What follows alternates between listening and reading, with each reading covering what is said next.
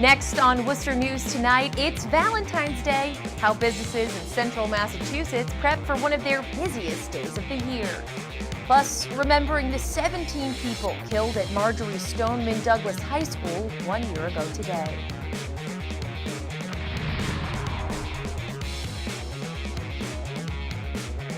Good evening and thank you for joining us. I'm Anna Botari. It's been 1 year since a gunman opened fire at Marjorie Stoneman Douglas High School in Parkland, Florida. Members of the Nichols College community are among the survivors. They're my classmates, some of them dear friends. On February 14th, 2018, Tyler Goodman was a senior at Stoneman Douglas High School. He was in a meeting with Nichols College recruiter Paul Brower when the fire alarm sounded. We hear Mr. Porter go over the PA and say code red. Moments later, they knew something was wrong. You could hear shots. You could definitely tell something serious was going on. They watched as hundreds of people ran out of his high school. We're like, wow, this is real. A gunman claimed the lives of 17 people. They were coaches and classmates of Goodman, ones he'll never forget. I knew Coach Hickson, Coach Aaron Feiss, Joaquin Oliver, Meadow Pollock, and Nick Dewart. I came home from there. There's 17 families that didn't, and there's an entire community that knew those folks. Goodman, who's now a quarterback on the Nichols football team, wears number 17 on his jersey in remembrance of his classmates.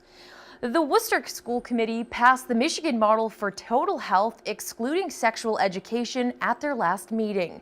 So now the question is, where do they stand with sex ed?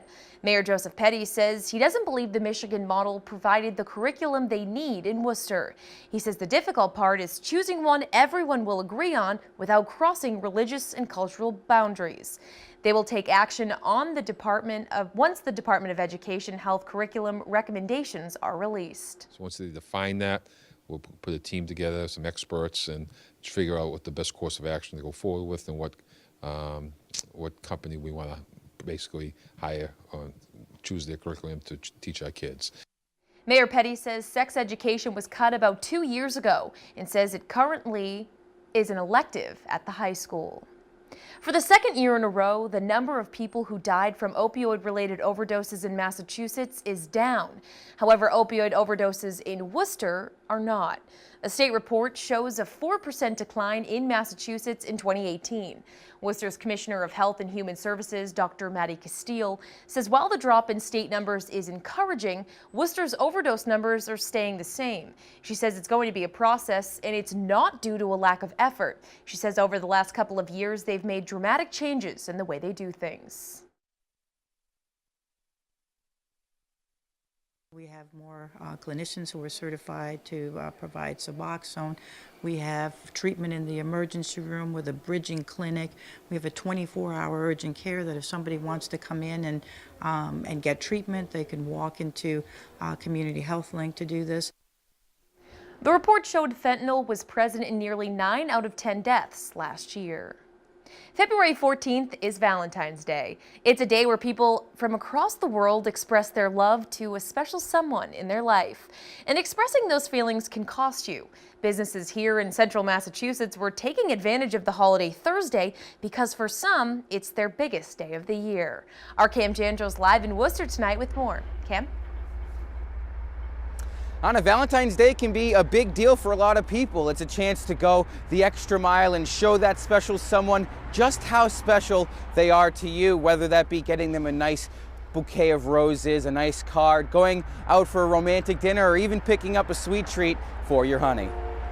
The meaning behind the word Ximjiang gives the Worcester restaurant a distinct connection to Valentine's Day and the city. Ximjiang means heart, and Worcester's the heart of the Commonwealth, and we find deep meaning in family and friends and the community, and so we've decided to go with that name and really celebrate it. It will be the business's first Valentine's Day since they opened their doors in March 2018. Thursday, they were preparing for one of their largest crowds. Like top 3 or top 5. I mean, Mother's Day for sure, Easter is usually pretty busy, New Year's. In West Boylston, Parker's Candy Store was busy with people buying last-minute treats for their Valentines. Owner Susan Paradise had an assortment of candy and balloons throughout the store. She's hoping Valentine's sales keep up for a few more days. I'm hoping to have a great weekend anyway, though. With Valentine's being on a Thursday, maybe people will still celebrate it over the weekend and stuff, so we can play catch up. Catch up following Tuesday's winter storm, which took a chunk out of her normal Valentine's Day business. Well, I had a great morning that morning until, the snow started to fall, and then, well, that was about it, because it was, it was kind of a bad storm. And on a day synonymous with love, there were even options for those who haven't been hit with Cupid's arrow yet. Your stupid Cupid party. No need for a date, no need for a +1, and no need for sharing. It's meant to be all about yourself and really celebrate who you are and what you're up to today and every day all year. Now, Paradise says this is the time of year where her business really starts to pick up. Following Christmas and the New Year, business really slows down, but Valentine's Day leading into Easter is when she becomes busiest. Live in Worcester tonight, I'm Cam Jandro, Worcester News Tonight.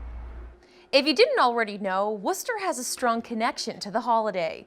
For almost 100 years, the city was the center of the commercial Valentine industry.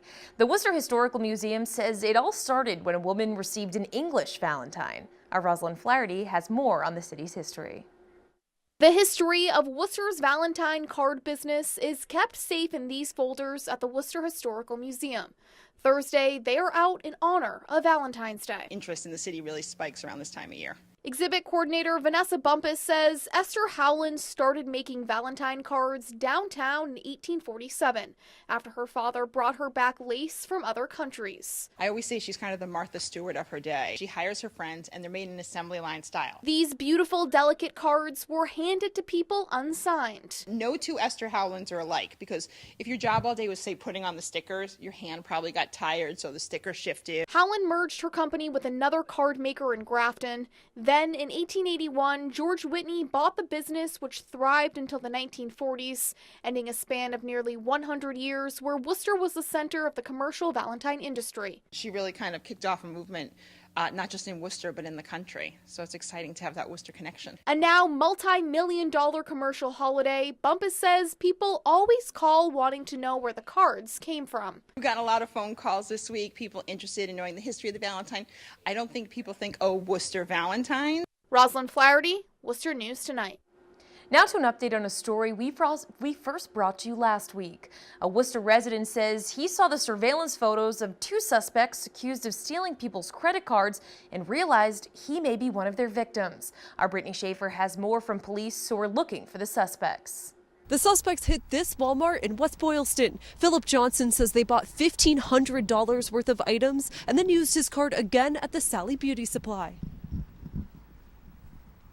That's when I realized, geez, I had been broken into. It took a few days before Philip Johnson realized someone broke into his car and stole cash and his credit and debit cards. See, it's a little bit bent and crooked, and then I tried the key in it. It's like, you know what?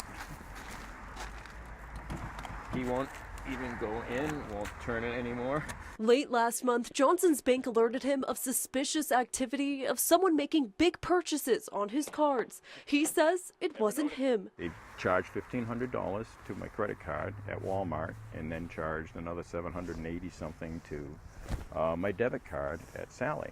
And they had been rejected for like a $2,000 charge at Sally. And they tried to charge another $1,000 shortly after that at the same Walmart. The retired Worcester man says he was on a hike with his wife when the suspects, identified here in police surveillance photos, broke into his car. Johnson is an avid hiker and says he's never experienced anything like this. I was struck out of the blue. The first thought was that somebody had somehow gotten hold of my card number. I didn't even think I'd been broken into. Just I don't leave valuables in the car anymore. He filed a report with Sterling Police. Detective David Johnson says their department is working with West Boylston and Sturbridge Police, who are also looking for the suspects. Police released surveillance footage of a man and woman and are asking for the public's help. They have excellent video photography in there. However, we weren't able to get any camera footage of a vehicle. They had parked outside the camera range. We also have a retail crime committee that we will be passing this out. It's gone over email. They work sometimes with the state police, and they have a system where they just blurt it out to everybody, all the police stations in the area. I'm happy that they're all working together. Detective Johnson says they were unable to get a license plate because the cameras don't reach out this far back in the parking lot, but he says they do hope the surveillance videos will lead to an arrest. In West Boylston, Brittany Schaefer, Worcester News Tonight. Worcester's planning board approves a permit for a cannabis product manufacturing business on Brook Street. Supercritical Mass Laboratories plans to manufacture edibles, tinctures, vaporizer oil, and other products. They plan to get raw materials like cannabis flowers from licensed cultivators and then extract the cannabis concentrate from the flower to infuse into other products. The company still needs approval from the state's Cannabis Control Commission before they can start any production. A former shoe factory in Worcester is set to be rehabilitated. The vacant 225,000 square foot building will be repurposed as a U-Haul storage and retail facility. The first floor in the facility on Hammond Street will become retail space, while the other 3 floors will be used for storage. The site was sold to Arizona-based Americo Real Estate in April for almost $4 million. The American Heart Association is launching their Little Hearts Big Hats campaign in an effort to raise awareness of infant heart disease. Thursday, the organization handed out hundreds of hats to infants across central Massachusetts, including dozens at UMass Memorial Medical Center in Worcester. February is National Heart Month and typically focuses on women's heart health, but the AHA says it makes sense to also focus on mothers and their infants. They say this new campaign is a way to focus on congenital heart disease. People need to be aware of the risk of congenital heart disease, of all the issues around heart health are important at every age, and so we just the card has a little information on it, and it's just our way to communicate with parents and to focus on infant health. These adorable hats were knitted by local volunteers.